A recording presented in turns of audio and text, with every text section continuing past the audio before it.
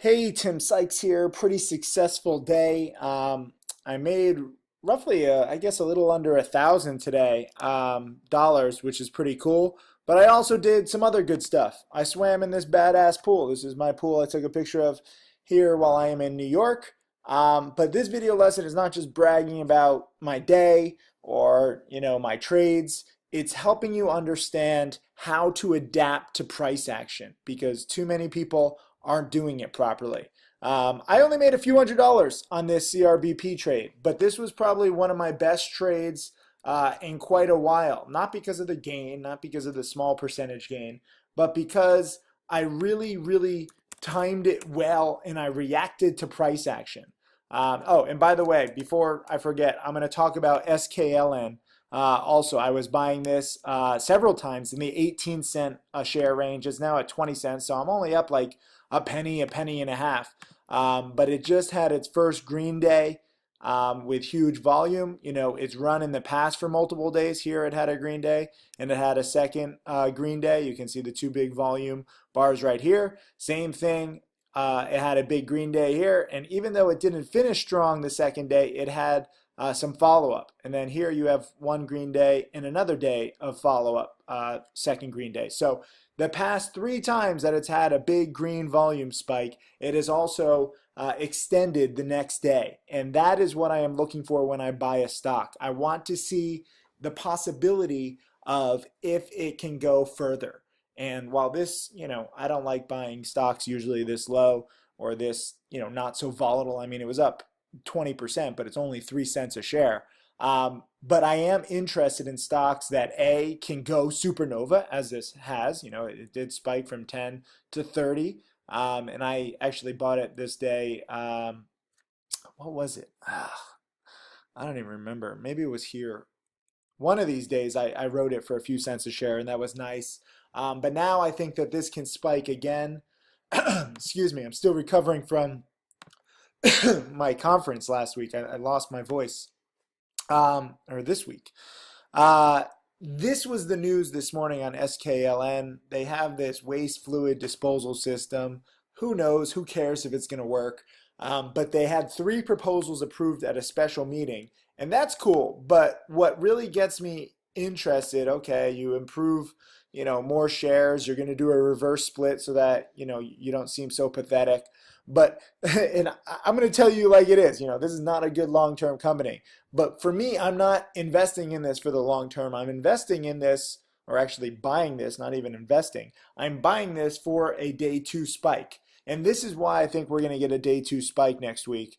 Right here, this one specific sentence, and it's not even in, the summary, but they say, we also expect to discuss our plans for maintaining our listing on NASDAQ with the exchange as soon as possible. And if you go back and you look through their boring SEC filings, you would know that they have until early October to figure this out. So when they say as soon as possible, I don't know if they're going to have a press release next week. What I do know is that they have now put something in the future where they are going to have a plan to stay listed on the NASDAQ. And that will involve getting their stock up, which is why they do the reverse split. Maybe they're going to raise some money, but in order to raise money, you're going to have to raise the stock price because no one just wants to invest in, such a tiny company. And this is where it gets interesting. So how are they going to raise money? How are they going to raise their stock price? They also say this. We believe Skyline Medical is now positioned to achieve the milestones we anticipate, including expanding sales of Streamway to U.S. federal agencies. So now they are basically teasing you that they are going to have positive news in the next few weeks with the NASDAQ and with, a U.S. federal agency. That is fantastic. This is why I love these small companies. It doesn't take a rocket scientist to understand what they're trying to do. You just have to know where to look. Too many people look at this and they just see, oh, it's just a shareholder conference. Okay, so they approved a few things. But look at the language. These companies are basically cheerleading themselves and pumping their own stocks up. So this is why I like to piggyback it. And, this is why I'm up, woohoo, a penny and a half on my position. But I held it for several hours. I really like the way that it closed. and closing near the highs, and now it's up a little after hours. I fully expect this thing to retest this intraday high of 20.5. And then, if you look at a longer term chart, it has really resistance at like 24. I don't know if we can get up to 24. That would be another 20% move, but I would love to sell anywhere in the low 20s. Also, it should be noted that this is the first big green day after several days of consolidation. So here was a green day, and the second day it ran up. Here was a big green day, and then guess what? It gapped up and spiked the next day, even if it finishes lower. And then another day, it gapped up, and even if it finishes lower, I'm not interested in what it finishes at Monday. I highly doubt that I will hold this stock all day Monday, but I am very comfortable holding this stock over the weekend. I have had several of my biggest gains recently, and in my career, holding stocks for the weekend. So I don't know if they're going to come out with a press release on Monday, but I do know that this kind of language saying, we anticipate federal agencies and, we expect to discuss our plans for maintaining our listing. I don't know why some people can't see this. Some people are like, Tim, this press release is nothing. For me, I guess it's just experience. Like I've been trained to look at how press releases are read and written. So when they say we also expect to discuss our plans, as soon as possible, and let me just scroll down here. As soon as possible. I mean, this is in the next 2 weeks. So sometime in the next 2 weeks, they're going to do this. I will not be holding if and when, let's say the stock spikes on Monday and then there's no press release. I'm not going to be holding looking, waiting for this press release. But what I do like is that this news just came out this morning. So this is new news that you can use to really say, wait a minute, this is an upcoming news kind of play. No different than a little while ago, I bought OPTT. Where was it? In one of these here in the high sevens. And they didn't release the news that I wanted. I think it was right here. I was buying it at 790. There was, the federal website specifically said that they won a contract. I thought that they would have news on that Monday. They didn't, but I still got a gap up, and it was a nice opportunity to sell into that gap up for a small profit. But they actually reported bad earnings, and after the bad earnings, they released the news of the big contract. And for 1 minute, this stock spiked from the sevens to the nines. But if you had your sell order ready, you could be prepared. This is a low flow play. SKLN is not necessarily a low flow play. So I could put my sell order at 26 cents. It's probably not going to get executed. But because it's not a low flow play, you can get in and out much quicker. And, frankly, this is why I'm up, a penny and a half. I could take profits right now and lock in, I don't know, like $500, $700 in profits. But I think that this can spike more given the news, and given that this news, I think, has legs because too many people don't recognize it as quickly as I do. And this is why I love teaching, because I want you to read press releases like this and recognize it.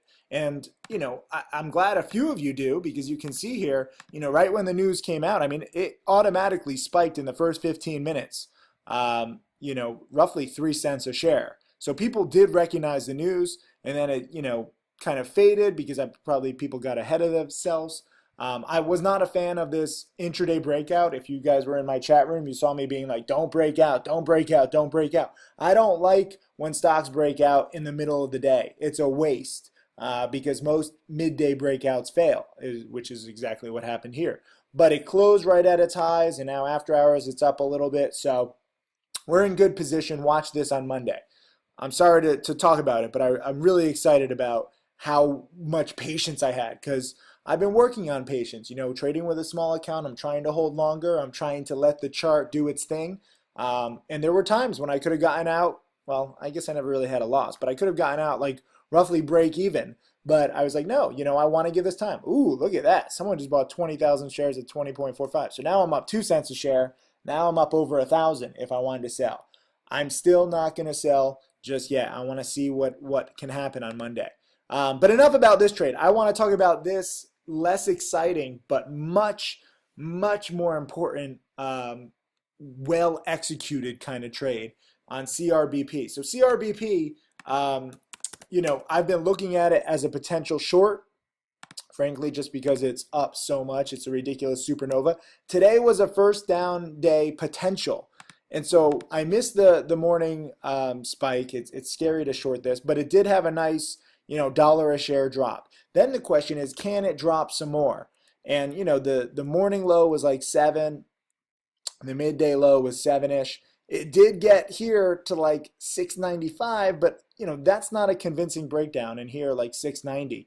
But these aren't really convincing. So it started to pop again here, 720. I was shorting it in here because I was thinking, it tried to bounce once to 730, then here to 720, and then here to like 715, 710. So it's having lower highs, and I thought that if it cracked, below 695, and definitely 690, we would get some true panic.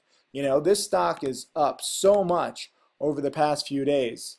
I really thought that we could get some panic, and it just didn't happen with CRBP. It dropped, but only to like the 675, 680 level. And I was like, what is that? Like I shorted at roughly 705, but I'm not interested in making 10, 20 cents a share. If I'm going to short a scary stock like this, I want to see a big panic. And sometimes you can get these big panics, especially on a Friday afternoon. So when it did not panic, I said, you know what? Time to react to the price action, react to what the chart is telling me. Even though this is a potential first down day, short selling is very scary lately, especially, in a stock like this, that this is not like up for 1 or 2 days. I mean, this is one of the strongest stocks, if not the single strongest stock that I see right now. So it's not necessarily going to go quietly if and when it does tank. Secondly, even though I'm winning when it's at 690, 685, it's not a very convincing breakdown. The stock is already $1 a share off its highs. We're on a Friday afternoon. Me as a short seller and knowing how short sellers think, you don't really want to be short, a scary stock over the weekend, especially if you have solid profits. Anybody who shorted in the mid or high sevens can just take those profits and say, maybe I'll short it again next week. And that's exactly what happened. So I covered in the 670, 680. Some people were like, Tim, you always cover too early. And I'm like, I don't care. I'm playing it safe. I did not get the big panic I wanted. I'll take the few $100s. That's fine. But mainly I cover to protect myself in case it does squeeze. And, over like 20, 30 minutes, it got up to like 695. So I saved myself like 10 cents a share, but there wasn't really a squeeze until with about 10 minutes to go. And that's when it squeezed from 7 to 720. And, if I did not cover in here, I definitely would have covered in here, and I would have covered for, a small loss. So understanding how to short sell, understanding, when you want a big panic and if you don't get it. If this were, let's say, the first red day, what was it? 702 was the closing price. Let's say, pretend that somehow I gapped down $1 a share and the actual close was like $8.02, and I'm shorting it in here. And I'm shorting it when it's already red on the day. That's a different story than me shorting a stock that has already dropped $1 a share and could still come back. I mean, for all we know, this could retest 790 on Monday before it ends. These beasts don't go quietly. Sometimes I could have been totally wrong and this could have just kept panicking. But by playing it safe, I don't worry about it over the weekend. I don't risk it over the weekend. It's easy to borrow. This is another thing with my Trader Checklist DVD. If you've been watching it, you have to consider how easy is it to get in or out. If this were a hard to borrow stock, and I'm so grateful for the borrows that I got, then I might not have covered all my position. I might have only covered half, or I might not have covered anything because it might be difficult to get back in short. But this was easy to borrow at Interactive Brokers and E-Trade, so I can easily get back in next week. I also am considering, I'm thinking about my SKLN position because this one, frankly, I can make more money on because, I'm more comfortable with this pattern, especially in this market and this news and this chart and this price action. So you have to focus on what you know. And many of you guys are just starting. It was a great honor to meet so many of you at my Vegas conference. And thank you to those who tuned in via live stream also. But if you don't have a lot of experience, This is why I make these videos, because I'm making trades based on years and years and decades of experience. Every single trade I do, it's not just, oh, this is my first time seeing a potential first red day. This is probably like my 600th time. SKLN, this is probably my 1,000th time seeing and holding a stock over the weekend. So I trade based on the past in my experiences. Past performance is indicative of future returns, at least with penny stock trading. NVAX, so many people were all excited about this morning spike. I was like, don't get so excited. This is a junk pattern. This is my bad sushi example in chapter 12 or 13 in my free trader checklist guide. And guess what? It tanked all day, and frankly, I'm very glad that I told people, because I saved them from believing. Some people were thinking, oh, this is going to $2. This kind of stock could go to $2, but this is not a good pattern to buy when a stock is down 80% or 70% or 60% in the day. If you watch my trader checklist guide, which frankly you have no excuse not to, because it is a 100% free guide, go to traderchecklist.com, go watch it. You have until October 1st, until I'm going to really just start going over that trader checklist guide in every single video and every single alert, because right now only there's been like 100 people who have watched all 11 hours, which is pathetic. If I was a new student right now, I would be watching all of Trader Checklist. I would spend my entire weekend on it. It all depends on how much you want knowledge and success. And when I give you a free guide, out of the goodness of my heart, and because frankly I just can't deal with so many questions anymore. If I'm going to introduce this numerical grading system, which I did in Trader Checklist, I'm not going to have the patience to deal with people who are asking about it and not watching the guide. So I want everybody watching the damn guide by October 1st. You have 2 weeks. And after that, nonstop, every video lesson, every alert, every watch list is going to be talking specifically about numerical grading systems and how to grade different stocks. But let me just do a quick grading right now. This is my little ticker form for the trader checklist. Let's see, what ticker shall we do? And I know trader checklist was kind of rushed before I went to the Maldives. I have not even gone into the chapters about short selling yet. I'm going to be adding to the trader checklist DVD. But let's go right now, just talk about SKLN when I was buying it at 0.18 and adding to my position in the mid 18s. Pattern and price, it's a little too low for me, but the pattern, as I explained earlier in this video, shows that it can spike for multiple days. So it's not a perfect supernova, it's not a perfect breakout. I'm dip buying it, which lessens my risk, which is good. I'll give this a 13 out of 20. Risk reward, because I was dip buying SKLN. Let me talk about this for a second. Buying it in the 18s and then on the dip in here, my worst case scenario is like somehow it's going to come down to like 0.176 and I'll lose like half a penny or 3/4 of a penny.